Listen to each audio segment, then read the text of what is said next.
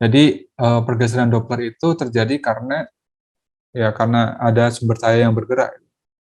Jadi kalau misalkan ada sumber cahaya yang diam, maka berkas cahayanya yang dipancarkan ke segala arah itu akan seperti ini.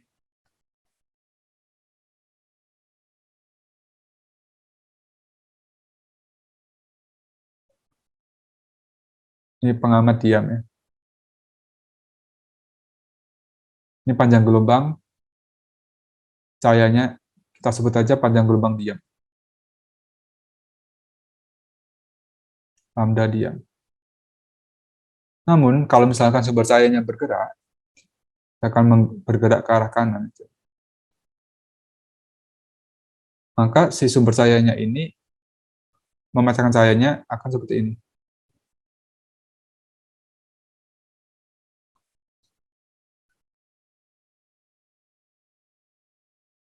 Ini adalah kecepatan geraknya, kita sebut sebagai kecepatan radial.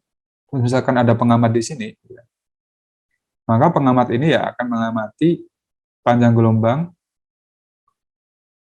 gelombangnya ini ya kita sebut sebagai panjang gelombang teramati. Dan panjang gelombang teramati ini akan lebih kecil dibandingkan panjang gelombang diam.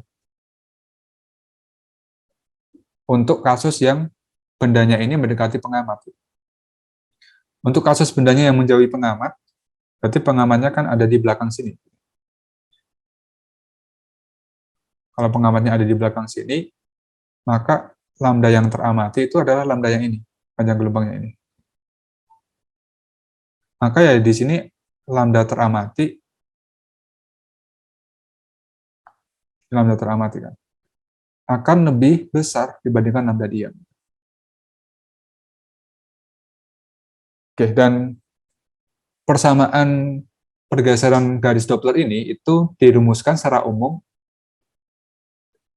oleh persamaan yang ada di atas ini.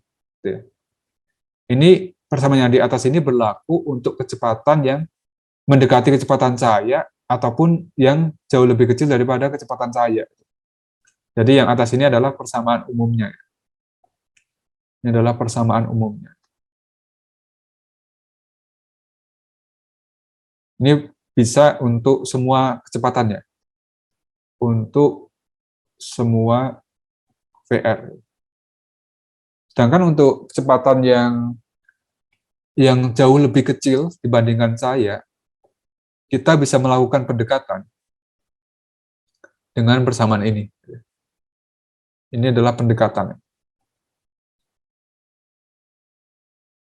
Ini persamaan pendekatan. Gitu. Dan ingat lagi, VR itu akan positif jika menjauhi pengamat ya. Jika menjauhi pengamat, dan VR itu akan negatif jika mendekati pengamat.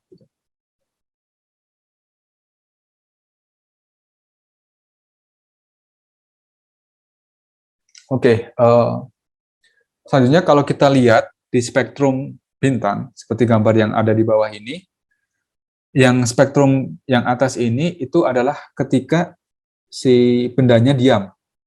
Jadi kalau bendanya diam, seperti gambar yang ada di atas ini, bentuk spektrum normalnya itu seperti yang atas ini. Gitu. Namun karena bendanya bergerak, gitu ya, karena ada pergerakan dari bendanya itu, si lambdanya ini yang awalnya di sini, dia bisa bergeser ke arah sini. Dan di sini ada perbedaan panjang gelombang. Perbedaan panjang gelombang ini tidak lain adalah lambda teramati, lambda diamati dikurang lambda diam ya.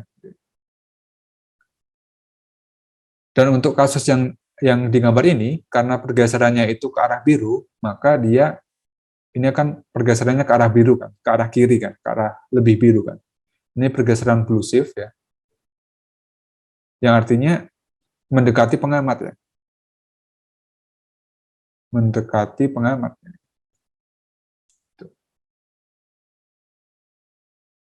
Oke, jadi untuk kecepatan radial dari bintang ya, kita bisa carinya itu melalui pergeseran Doppler, yang pergeseran Doppler ini juga didapatkan dari pengamatan spektroskopi. Jadi kita setelah mengamati spektroskopi, kita juga bisa mengetahui kecepatan radial dari bintang. Kalau nggak ada pertanyaan, saya lanjutkan dulu ke materi selanjutnya, ke slide selanjutnya, tentang pelebaran garis spektrum. Jadi garis spektrum itu bisa melebar ya. Kalau aku gambarkan spektrumnya tadi, garis spektrumnya itu bisa melebar. Yang harusnya kan tajam, cuma pada panjang gelombang tertentu. Tapi ternyata karena ada proses-proses tertentu, si garis absorpsi atau garis emisi ini bisa melebar. Dia bisa agak tebal gitu. Dan pelebaran ini disebabkan oleh beberapa faktor gitu. Antara lain karena pengaruh langsung dari atom itu sendiri, dan yang kedua karena pengaruh dari luar. Nah, secara umum dibagi jadi dua ini. Nah, kalau pengaruh dari atom itu sendiri itu yang pertama karena pelebaran alamiah. Pelebaran alamiah itu terjadi karena apa? Terjadi karena atom itu mempunyai tingkat energi yang uh, tidak tajam ya. Dan harga energi yang diberikan pada suatu tingkat energi itu adalah harga energi yang paling mungkin atau probabilitasnya yang paling besar gitu. Suatu atom yang berada pada tingkat energi tersebut dapat mempunyai energi yang berbeda dari harga yang paling mungkin itu. Nah, karena lambda yang bisa diserap atom untuk mengeksitasikan elektronnya itu juga bukan merupakan harga yang pasti, tapi berkisar pada harga tertentu, maka ya panjang gelombang itu yang dibutuhkan untuk berpindah ya, energi yang dibutuhkan untuk berpindah tempat atau berpindah tingkat energinya itu tidak pasti gitu ya. Sehingga ya akan mengakibatkan pelebaran garis absorpsi ataupun garis emisi. Jadi logikanya itu seperti ini. Ini misalkan proton gitu ya. Terus ini misalkan ground state gitu ya, atau tingkat energi dasar. Ini adalah kuantum energi, ini adalah N1.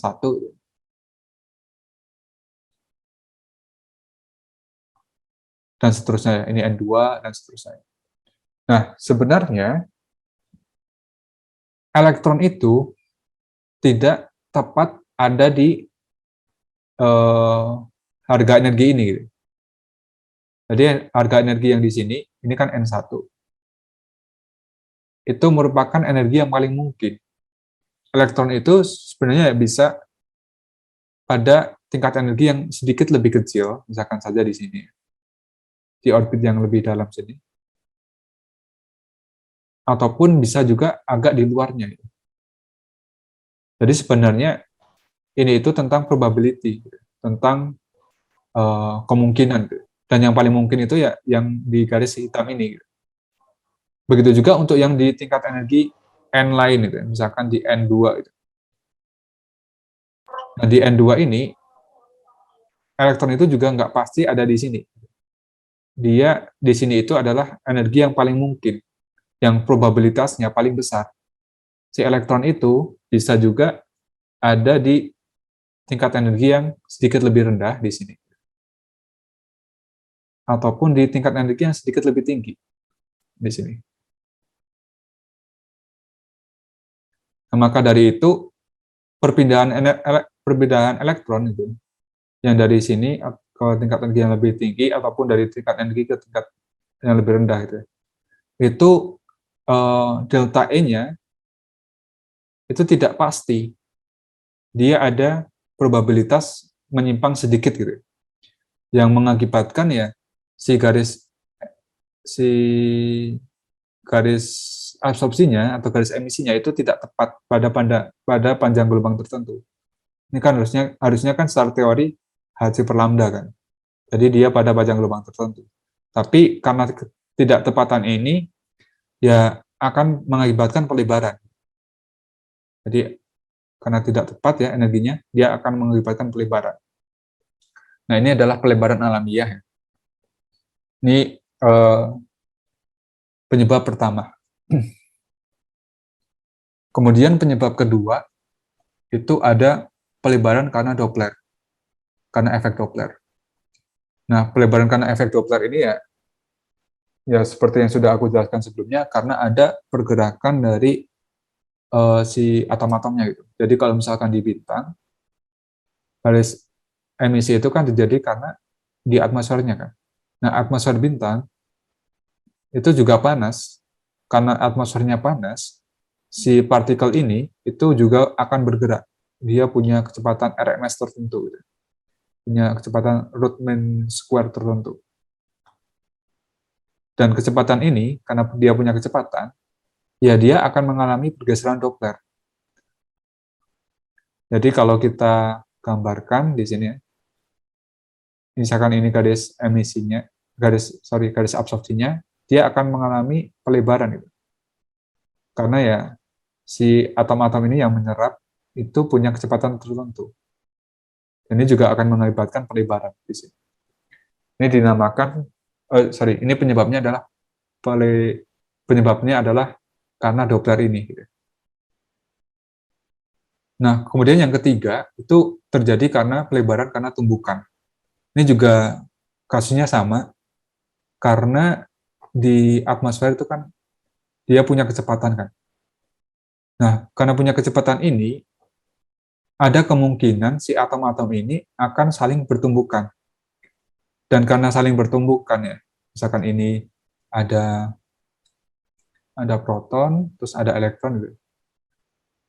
Yang ada proton, ada elektron, karena bertumbukan, si elektronnya ini ya bisa mengalami perubahan tingkat energi.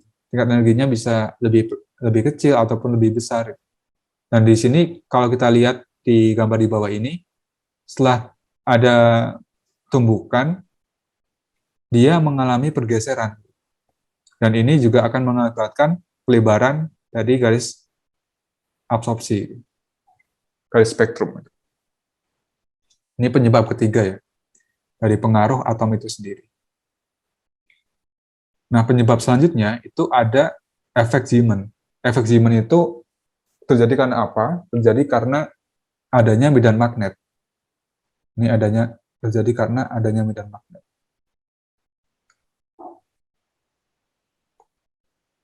Nah, medan magnet itu akan mempengaruhi partikel bermuatan. Jadi karena si atom itu kan partikel bermuatan kan. Ini ada proton, ada elektron gitu. Nah, karena ada medan magnet, ya akan mempengaruhi si partikel bermuatan ini. Jadi kalau kalian ingat-ingat dari hukum gaya Lorentz ya, hukum gaya Lorentz. Jadi gaya Lorentz itu kalau ada medan magnet ya, maka akan ada gaya ya yang bekerja ke partikel bermuatan. Q ini adalah muatan partikel. Jadi karena adanya medan magnet, maka si atom netral ini akan terganggu, yang akan mengakibatkan juga pelebaran dari garis spektrumnya. Gitu. Ini pengaruh yang keempat ya, karena efek Zeeman atau karena adanya medan magnet. Kemudian selain pengaruh dari dalam ya, ada juga pengaruh dari luar. Contohnya saja ya, dari rotasi bintang itu sendiri. Kemudian ada beberapa juga bintang yang mengalami pengembangan selubung gitu ya. Contohnya adalah bintang yang di P Cygni ini gitu ya. Jadi selubungnya bintang itu mengalami pengembangan gitu.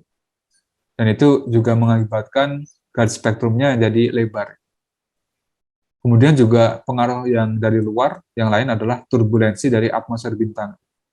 Jadi atmosfer bintang itu juga bisa mengalami turbulensi, yang bisa mengakibatkan pelebaran garis spektrum. Oke.